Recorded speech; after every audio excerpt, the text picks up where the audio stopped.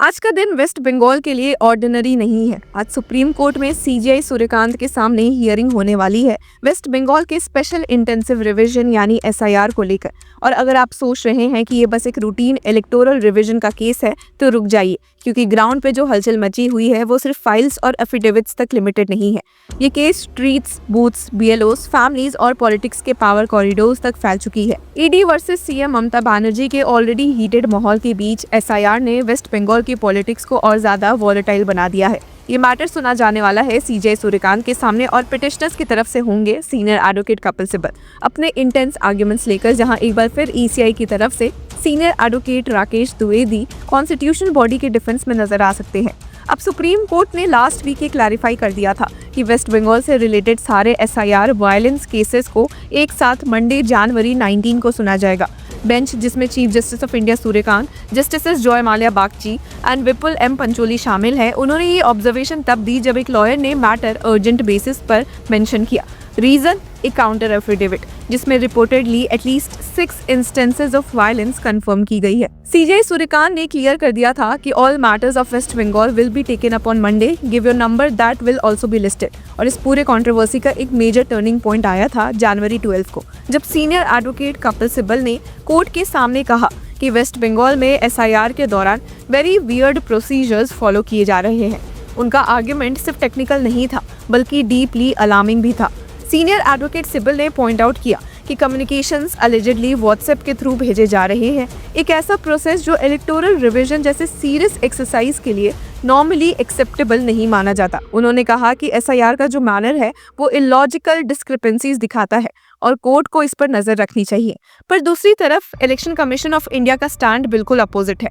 दिसंबर में ईसीआई ने supreme court को बताया था कि large scale deletion of voters के एलिगेशंस हाईली एग्जैजरेटेड है और ये सब वेस्टेड पॉलिटिकल इंटरेस्ट सर्व करने के लिए पुश किए जा रहे हैं। ईसीआई ने अपने काउंटर एफिडेविट में क्लियरली कहा कि जून 24 एंड अक्टूबर 27 के एसआईआर ऑर्डर्स बिल्कुल कॉन्स्टिट्यूशनली ऑथराइज्ड है। ईसीआई का लीगल बैकबोन काफी स्ट्रॉन्ग तरीके से प्रोजेक्ट किया गया है। कमीशन ने आर्टिकल 324 ऑफ द कॉन्स्टिट्यूशन और sections 15, 21 and 23 of the representation of the people act 1950 का रेफरेंस दिया। कहा कि उनके पास इलेक्टोरल रोल्स रिवाइज करने का फुल पावर है जब भी जरूरत हो। और ये भी क्लैरिफाई किया गया कि एसआईआर कोई नया एक्सपेरिमेंट नहीं है। According to ECI, special intensive revision 1950 से इंडिया के इलेक्टोरल फ्रेमवर्क का पार्ट रहा है। ईसीआई ने ये भी डिनाई किया कि एसआईआर से जेन्युइन वोटर्स डिसएनफ्रेंचाइज हो रहे हैं। उनका कहना है कि the petitions claims are incorrect and denied in totality. Commission के मुताबिक किसी भी वोटर का नाम ड्यू प्रोसेस के बिना रिमूव नहीं किया जा सकता और एसआईआर गाइडलाइंस में मल्टीपल सेफगार्ड्स बिल्ट इन है। पर नंबर्स वो काफी शॉकिंग है। 11,472 वोटर नेम्स प्रोविजनल डिलीशन के लिए आइडेंटिफाई किए जा चुके हैं। 6.5 मिलियन नोटिसेस जनरेट, लेकिन लैक्स अभी तक डिलीवर नहीं हुए हैं। Nearly 5.8 million names draft roll से पहले ही डिलीट हो चुके हैं और लगभग 3 million voters no mapping category में है। ग्राउंड रियलिटी में जो हो रहा है वो तो एफिडेविट्स के नंबर से भी ज्यादा डिस्टर्बिंग लगता है। Waste Bengal Pradesh Congress committee, TMC MPs Dola Sen and माला रॉय सब सुप्रीम कोर्ट पहुंच चुके हैं। और रीजन, सिटीजन्स खुद पॉलिटिकल पार्टीज के पास जाकर कह रहे हैं कि एसआईआर प्रोसेस के कंडक्ट में सीरियस इश्यूज है। और फिर आया वो इंसिडेंट जिन्होंने इस पूरे केस को ह्यूमन ट्रेजेडी का एंगल दे दिया है। 2 डेथ्स जो अलिजेडली एसआईआर प्रेशर से लिंक्ड है, स्टेट को हिला गया। एक नाम था अशोक दास, साउथ 24 परगानास के बहारू हाई स्कूल के असिस्टेंट टीचर जो एक बीएलओ भी थे। उनकी बॉडी मुकंदरपुर कोलकाता में उनके रेसिडेंस पर हैंगिंग पोजीशन में मिली। फैमिली का कहना है कि वो ट्रेमेंडस प्रेशर में थे एसआईआर वर्क की वजह से। पुलिस ने कहा कि he was assigned as a BLO for booth number 110 at Chit Kalikapur FP school in Purba Jadavpur as part of the ongoing SIR exercise. दूसरा केस मुर्शिदाबाद का है, जहां 60 ईयर ओल्ड पुतु शेख की हार्ट अटैक से डेथ हो गई। फैमिली का एलिगेशन है कि एसआईआर हियरिंग नोटिसेस में नेम स्पेलिंग तक गलत थी, जिसने एंजाइटी और कंफ्यूजन क्रिएट की। शेख घर पर ही रहे जब बाकी फैमिली हियरिंग अटेंड कर रही थी और वहीं उनका हार्ट अटैक हो गया।